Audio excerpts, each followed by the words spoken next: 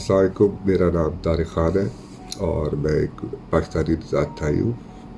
मेरे आबा व अजदाद का ताल्लुक KPK से था पाकिस्तान में। तो उस वक्त तो खैर पाकिस्तान भी नहीं था और थाईलैंड भी उस वक्त मतलब सियाम कहा जाता था, इसका पुराना नाम सियाम था।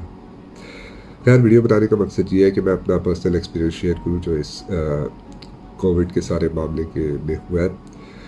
8 मार्च को मैं पाकिस्तान गया था कोई अपना ज़ाती काम के सिलसिले में, 2 हफ़्ते के लिए जाना था।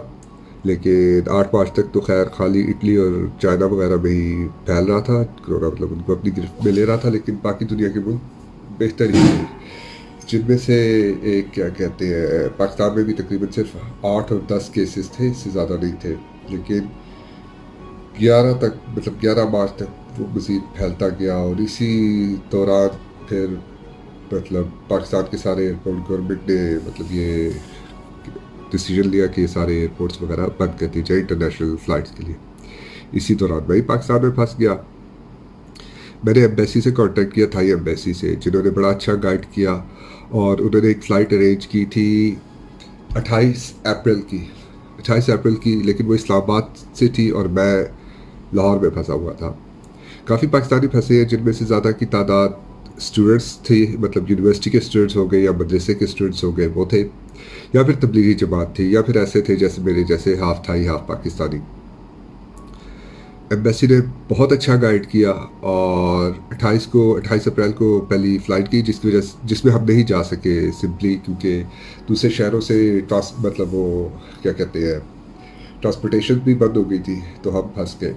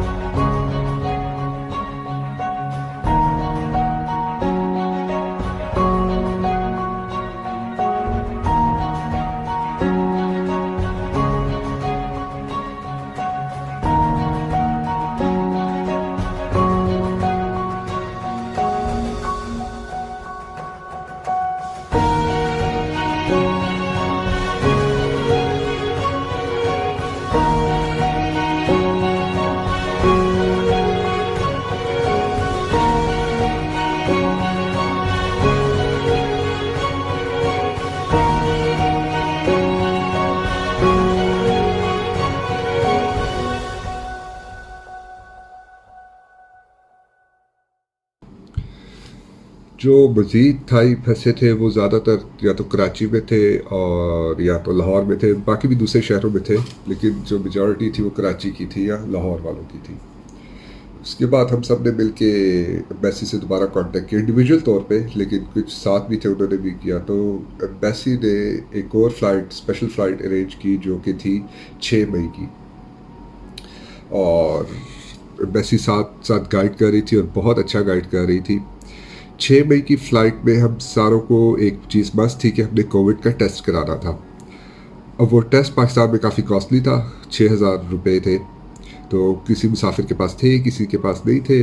ज़ाहिर है कोई प्लान करके आया था 1 हफ़्ता रहेगा, 2 हफ़्ता रहेगा, नहीं था जैसे मैं 2 हफ़्ता रहना था, लेकिन 2 महीने रहना पड़ गया। तो एम्बेसी ने सबका कोविड टेस्ट फ्री कराया और जो नहीं करा, मतलब एम्बेसी, जिन्होंने एम्बेसी से करवाया वो तो फ्री हुआ, लेकिन जिन्होंने बाहर से किसी क्लिनिक से कराया या लैब से कराया आई मीन, तो वो एम्बेसी ने रिसिप्ट चेक करके उसके भी पैसे वापस किए सारे पैसेंजर्स को।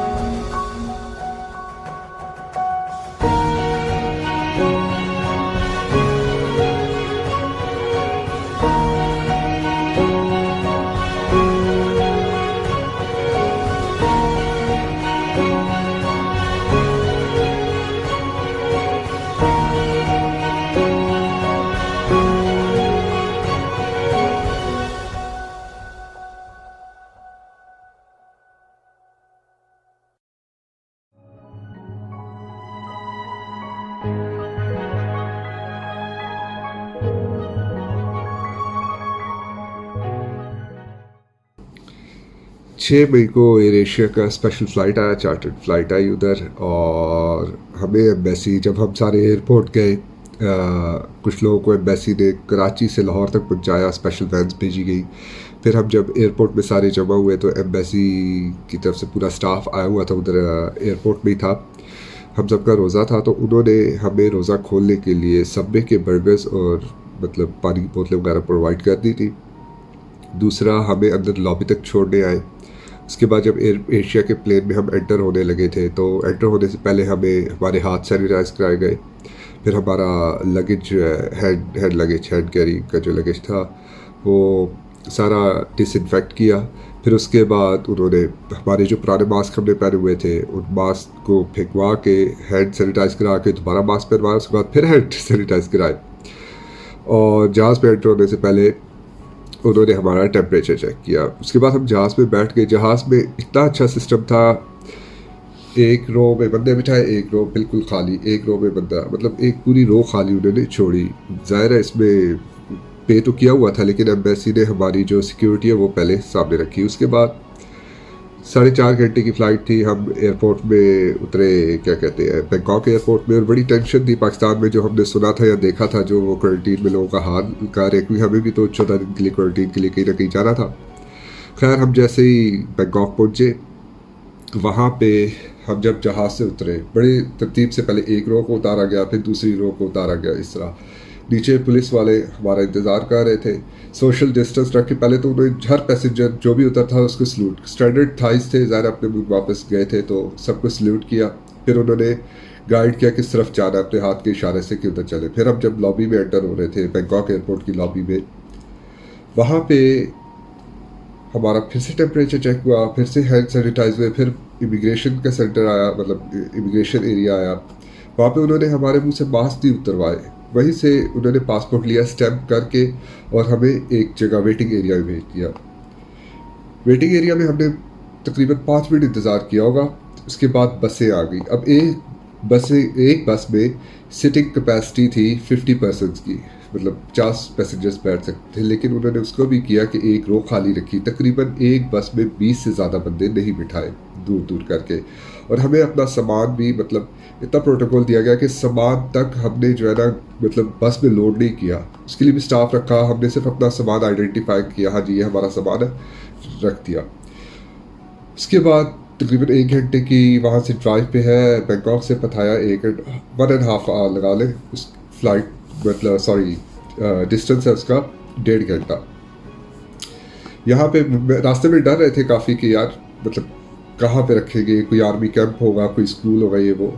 आके देखा एक 5 स्टार होटल से कम होटल नहीं था, मतलब जहाँ पे इस वक्त मैं हूँ। और वहाँ पे भी हम जब बस से उतरे, दोबारा से हाथ सैनिटाइज हुआ, दोबारा से टेम्परेचर चेक हुआ। दूर से स्टाफ ने हमें की दे दी। की देने के बाद हमें, मतलब की के ऊपर ही हमारा रूम नंबर था, हम सारे अपने कमरे में आ गए। ठीक है, रमज़ान भी है, रमज़ान में हमें सहरी इफ्तारी मिल रही है और रात 10 बजे एक और मील मिलता है, हलाल फूड मिलता है। और सोचा जाए थाईलैंड एक बुद्धिस्ट मुल्क है, और लेकिन हम थाई हैं, मुस्लिम थाई हैं, तो हमारा इतना ख्याल रखा जा रहा है जिसकी कोई हद है। दिन में 2 दफ़ा हमें अपना टेम्परेचर चेक करके, एक लाइन ऐप होती है जैसे व्हाट्सएप है, लाइन ऐप है, उसके ग्रुप्स हैं, तो उसमें हमें अपना टेम्परेचर, एक ग्रुप में टेम्परेचर डॉक्टर का ग्रुप है उधर भेजना पड़ता है। फिर उसके बाद एक और ग्रुप है, वो होटल का अपना स्टाफ का ग्रुप है, वहाँ पे अगर हमें कोई चीज़ चाहिए होती है वो, बस ये है कि हमें कमरे से बाहर नहीं निकलने दे रहे, और सामान भी वो, मतलब अगर हमें कोई चीज़ चाहिए होती है वो रख देते हैं, लॉक करके चले जाते हैं।